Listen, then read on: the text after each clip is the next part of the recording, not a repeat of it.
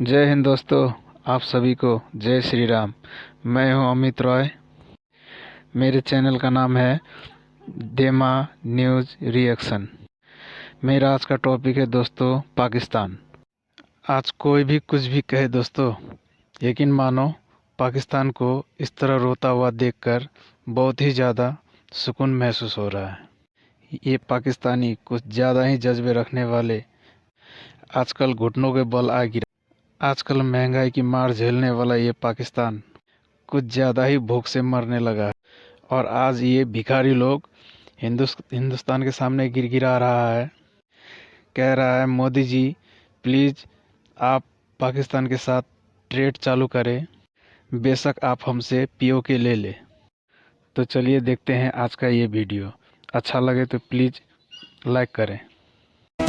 पाकिस्तान के कारोबारी अफराद चाहते हैं भारत के साथ तजारत बहाल हो, हमसाये तब्दील नहीं किए जा सकते, पड़ोसियों के साथ ही रहना है। पाक भारत तजारत बहाल करने के लिए संजीदगी से गौर कर रहे हैं। वज़ीर ख़ारजा इसहाक़ डार की लंदन में मीडिया से गुफ्तगू। हम सारे स्टेक होल्डर्स आपस में बैठेंगे और देखेंगे कि क्या हम at least to the extent of economic activities and trade Pakistan Bharat के साथ तजारत खोलने से मुताल्लिक जायजा लेगा। इंडिया के हक में वो बोले, उन्होंने कहा ताजरों की डिमांड है कि हिंदुस्तान के साथ तजारत खोली जाए। वज़ीर ख़ारजा इसहाक़ डार ने कहा कि पाकिस्तान के कारोबारी अफराद चाहते हैं भारत के साथ तजारत बहाल हो। एक तो हमारे नेबर हैं, दूसरे हमारे भाई हैं, तीसरा हमारा कॉमन कल्चर है, तो बहुत चीजें कॉमन है। कि दुनिया इस वक्त भारत को बटरिंग क्यों करे, क्यों चाहते हैं कि भारत हमारे साथ रहे? देखें कि वो ठीक है, उनकी बात अलग है, हमारा मुल्क अलग है।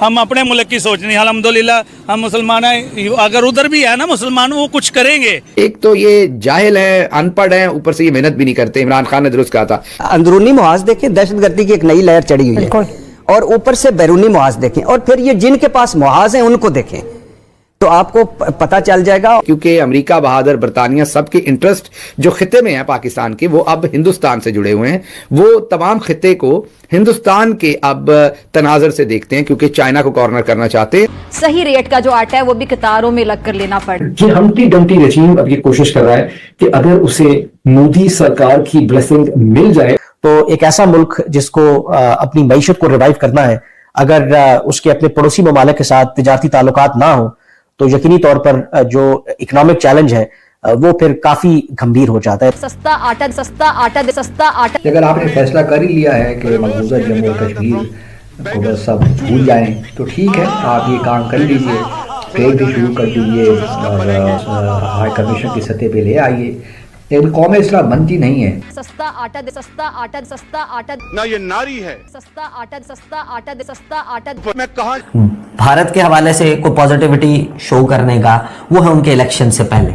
सही, आपने उनको एक पंचिंग बैग फराहम कर दिया, वो उसके ऊपर मुक्के मारेंगे। देखने वाली बात यह है कि क्या भारत इस बार मान जाएगा, क्या भारत से इस बार कोई पॉजिटिव रिस्पांस पाकिस्तान को मिलेगा। It all depends on India as well, कि इंडिया क्या वाकई ही विलिंग है। हमारे मुल्क में कौन कह रहा है कर्जा माफ करो, हम तो नहीं कह सकते। क्या बात है, क्या बात है। 2-2 मिलियन डॉलर के लिए हम लोग रो रहे होते हैं, अभी आप बात कर रहे हैं चाइना के कर्जाई हम हैं, अमेरिका के कर्जाई हम हैं, तमाम छोटे छोटे ममालिक के कर्जाई हम हैं। अभी जज्बे हमारे बुलंद। अब हिंदुस्तान की बात सुननी पड़ेगी, जो हिंदुस्तान चाहता है वैसे एक्ट करना पड़ेगा।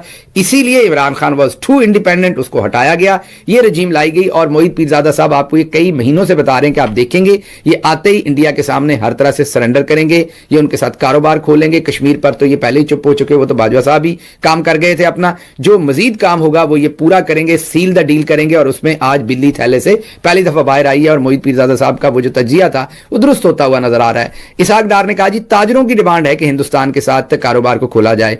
जी कारोबार तो कहीं भी खोलना चाहिए, इसमें कोई शक नहीं, लेकिन साथ कोई कौमी इंटेग्रिटी, हजीमत, राइट्स, कश्मीरियों के राइट्स, हिंदुस्तान के अंदर जो हो रहा है, हिंदुस्तान की हुकूमत जो पाकिस्तान से कर रही है, वो तमाम चीजें भी बात होनी चाहिए।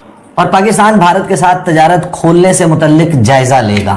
अच्छा, अब इसमें पहला सवाल यह है कि वज़ीर ख़ारजा साहब, क्या रिक्वेस्ट है ये भारत से? नहीं, आपने ये तजारत बंद क्यों की थी? जी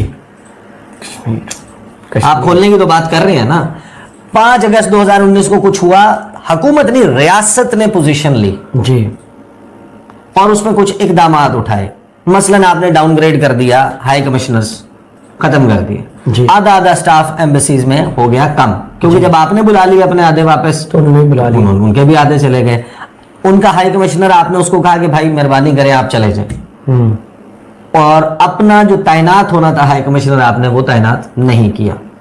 आपने एयर स्पेस कर दी बंद, आपने तजारत कर दी बंद, और आपने कहा कि ये स्टेप्स उठाएंगे। घड़ी आपने लगाई हुई है ना बीबी सरीना के साथ, हटा दी हुई है।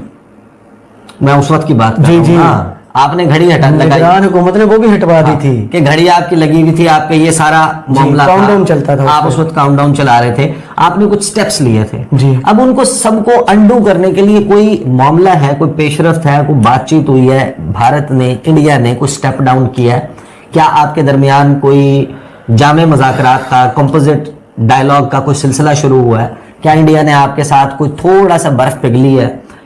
देखें, पाकिस्तान और इंडिया के ताल्लुकात को कवर करते हुए मुझे तकरीबन 2 दहाई हो गई, और मेरा एक्सपीरियंस ये मैं समझता हूं कि द वर्स्ट टाइम, जो बदतरीन वक्त है भारत के हवाले से कोई पॉजिटिविटी शो करने का, वो है उनके इलेक्शन से पहले।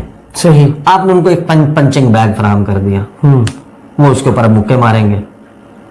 आप उन्हें कह रहे हैं कि हम ओपन अप, हम जनाब तजारत खोलने के लिए, ओ भाई इसको इनिशिएट करने के लिए कोई तरीकाकार होता है। और पाकिस्तान और इंडिया की, अच्छा ये राय है, ज़ाहिर है कुछ लोगों की राय ये है कि कश्मीर को जो भी डिस्प्यूट्स हैं उनको आप बैक बर्नर पे डाल दें, तजारत बढ़ाएं, इकोनॉमिक इंटरडिपेंडेंस बढ़ाएं, और उसके नतीजे में ये वाले इश्यूज फिर खुद ब खुद सॉल्व हो जाएंगे। ऐसा नहीं है, पॉसिबल नहीं। आपकी जो बोन ऑफ कंटेंशन है, यानी कि जो गले की हड्डी बने हुए हैं इश्यूज, जिस वक्त तक वो नहीं होंगे आपका जो पैसेज है वो नहीं खुलेगा। सही। तो यहाँ पर मसला ये है कि इसाक डार साहब ने तो फरमा दिया कि हम चाहते हैं, उनके होने वाले हैं इलेक्शंस। आपका क्या ख्याल है कि आपको इस जेस्चर के जवाब में कोई भी पॉजिटिविटी की तवक्को हो सकती है? नेवर। इंडिया के इलेक्शंस में पाकिस्तान और पाकिस्तान के इदारे, पाकिस्तान की पॉलिसी हमेशा से एक फेवरेट पंचिंग बैग रहा है। वो आपके खिलाफ तकरीरें कर रहे हैं, वो आपके खिलाफ बयानात दे रहे हैं। अब 200 तो कुछ रुपए है। हम में और हिंदुओं में बहुत फर्क है। हम में और चाइनीज में क्या फर्क है, पहले मुझे ये बताएं। बहुत फर्क है। चाइना हमारे साथ है, उनके साथ तो नहीं। वो काफिर नहीं है। नहीं, चाइना नहीं। स्टेटमेंट बदली। बात नहीं करनी, वो काफिर है, ठीक है, वो उनका राइट है। चाइना में उनका राइट है। जब भारत की बात आती है, हिंदू की बात आती है, तो नहीं भाई वो है ही गलत। नहीं, हम कैसे अच्छा समझ सकते हैं? उनके साथ ही आपने सदियां गुजारी हैं। मेरी बात सुने, मोदी का इधर हल्का सा वो उधर शोशा फैलते हैं तो हमारा पाकिस्तानी मुसलमान कैसे रोड पे आता है? जूतियों का हाथ डाल देता है, मोदी को पाँव के नीचे रोल देता है। क्यों रोलता है? उसकी कोई कदर नहीं है। अच्छा, उसकी कोई कदर नहीं है। दुनिया ने उनको पीस का अवार्ड दे दिया। मुस्लिम कंट्री से हमारे सर में जूता मार के ना, उनको ढोल धमाके के साथ रेड कारपेट बिछा के उनको अपनी कंट्री में एंट्री दी है। अगर आपने फैसला कर ही लिया है कि मकबूजा जम्मू और कश्मीर को बस सब भूल जाएं, तो ठीक है, आप ये काम कर लीजिए, ट्रेड भी शुरू कर दीजिए, और जो सफारती ताल्लुकात हैं उनको वापस उस हाई कमीशन की सतह पे ले आइए। लेकिन कौमें इस तरह बनती नहीं है जिस तरह आप चाहते हैं। कौमें अगर बस इस तरह ही बन जाएं तो फिर तो ठीक है, थोड़ी बहुत कुर्बानियाँ देनी पड़ती हैं। और ट्रेडर्स जो हमारे हैं, ये कौन सा जो है टैक्स देते हैं, और क्या ये कितने फाइलर्स हैं, क्या है कि हमें इनसे, आई डू नॉट नो, ये एक अलग बहस है। लेकिन सवाल यही पैदा होता है कि मकबूजा जम्मू और कश्मीर में आपकी पोजीशन क्या है। अगर अभी भी आप लोग नहीं समझे तो फिर बस एक दफ़ा फैसला कर लीजिए कि भाई अब छोड़िए, जो पार्लियामेंट में ले आइए, एक नई रेजोल्यूशन पास कर लीजिए कि हम विड्रॉ करते हैं यूनाइटेड नेशंस की सिक्योरिटी काउंसिल रेजोल्यूशन से, हमारा कोई लेना देना नहीं है, बस सब लाइन ऑफ कंट्रोल का हम इंटरनेशनल बॉर्डर बना देंगे, बात ख़त्म हो।